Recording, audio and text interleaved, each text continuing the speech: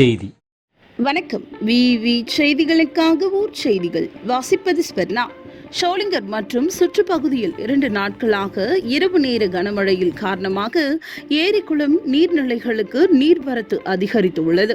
இதனால் விவசாயிகளும் பொதுமக்களும் மகிழ்ச்சி அடைந்துள்ளனர். ராணிப்பேட்டை மாவட்டம் ஷோலிங்கர் மற்றும் அதனை சுற்றியுள்ள பகுதிகளில் கடந்த 2 நாட்களாக பகல் நேரங்களில் வானம் மேகமூட்டமாகவும் இரவு நேரங்களில் இடி மின்னலுடன் கூடிய கனமழை பெய்து வருகிறது. இந்த கனமழை காரணமாக விவசாய நிலங்களில் தேங்கிய மழைநீர் வெளியேறி வருவதால் நீர்வரத்து கால்வாய்கள் வழியாக ஏரி குளம் குட்டைகளுக்கு நீர்வரத்து அதிகரித்து வருகிறது. மேலும் இரவு நேரம் தொடரும் மழையால் குளிர்ச்சி ஏற்பட்டுள்ளது.